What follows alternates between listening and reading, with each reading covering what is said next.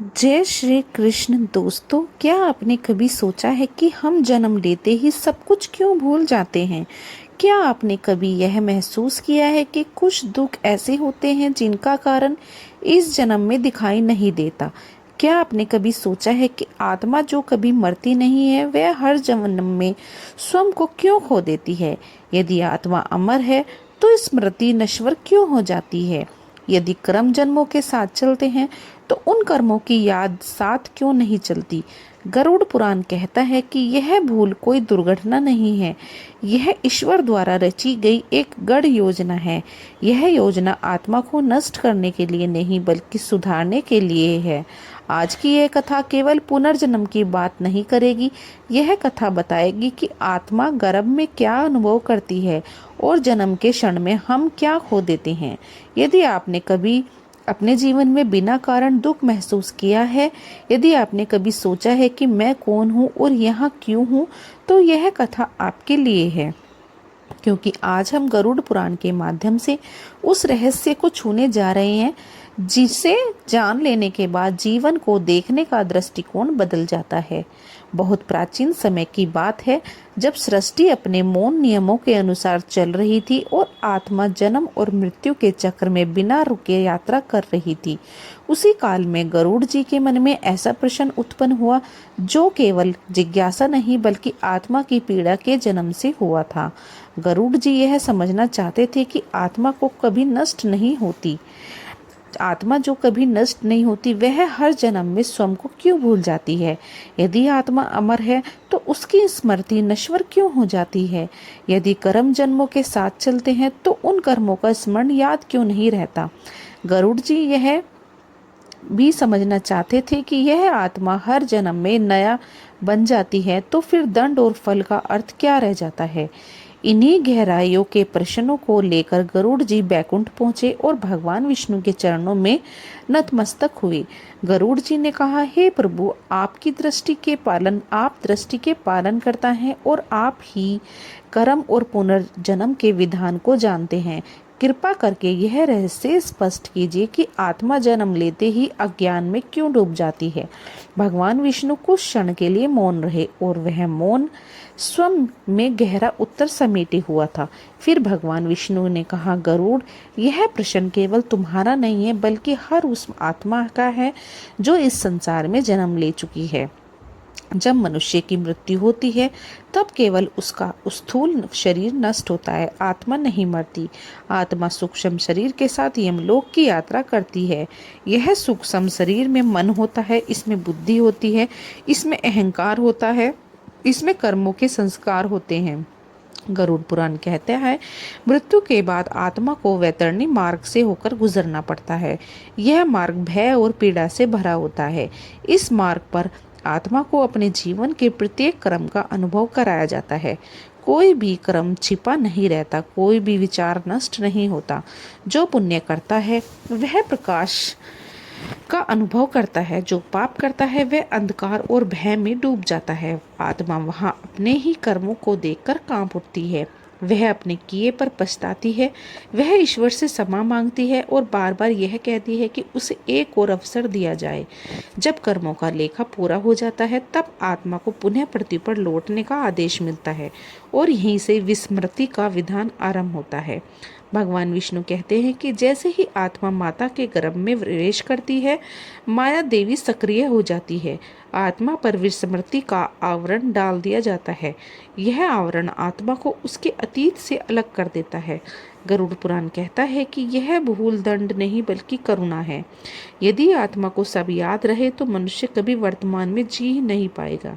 वह अतीत के अपराधों के बोझ से दब जाएगा, वह पुराने शत्रुओं से बदला लेने जन्म लेगा, वह पुराने संबंधों में उलझ जाएगा। इसलिए भूल दी जाती है ताकि आत्मा आगे बढ़ सके।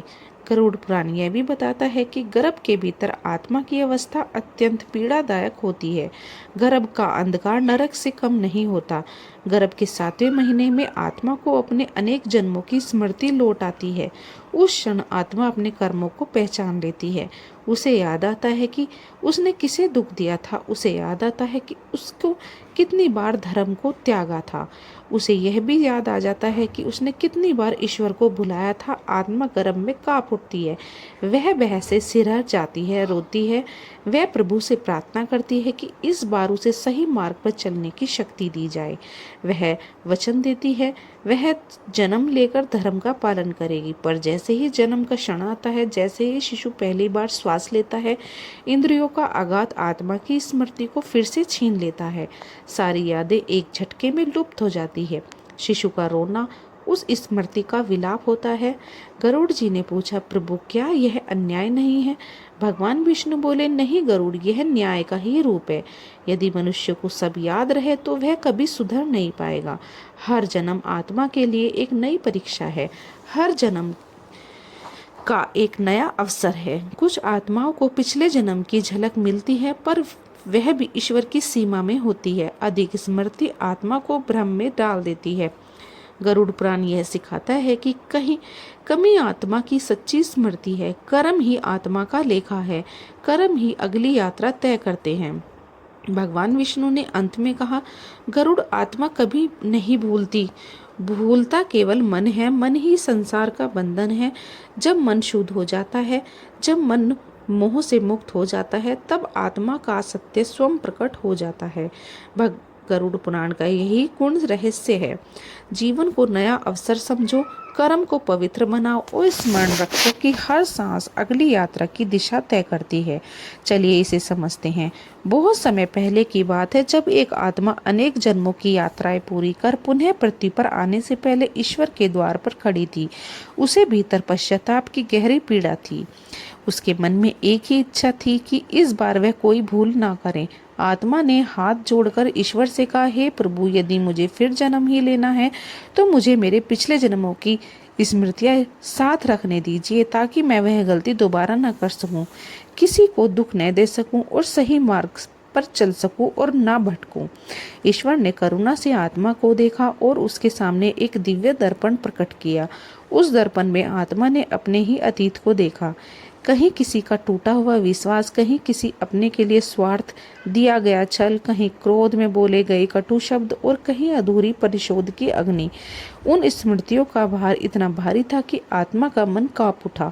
उसका अस्तित्व बोझिल हो गया। तब ईश्वर ने शांत स्वर में कहा, यह यदि सारी स्मृतियां तुम्हारे साथ जन्म लेंगी तो तुम जीवन को जी नहीं पाओगे। तुम पश्चाताप में डूबी रहोगे। भय और गिलानी तुम्हारे हर निर्णय को जकड़ लेगी। तुम वर्तमान में कर्म में सुधारने के स्थान पर अतीत की छाया में ही फंसे रहोगे। फिर ईश्वर बोले, इसलिए मैं तुम्हें विस्मृति देता हूँ। यह दंड नहीं, मेरी करुणा है। कर्म तुम्हारे साथ रहेंगे ताकि न्याय बना रहे, पर स्मृति नहीं जाएगी, ताकि तुम्हें बिना बोझ के फिर से सही कर्म चुनने का अवसर मिल सके। आत्मा ने यह सुनकर नतमस्तक होकर उस वरदान को स्वीकार किया। जब उसने मानव रूप में जन्म लिया तो उसका पहला रोना उस खोई हुई स्मृति का नहीं, बल्कि उस नए अवसर का संकेत था जो ईश्वर ने उसे स्वयं को सुधारने के लिए प्रदान किया था। आत्मा नतमस्तक हो गई और जब वह जन्मी तो उसका पहला रोना उस स्मृति के छूट जाने का विलाप था।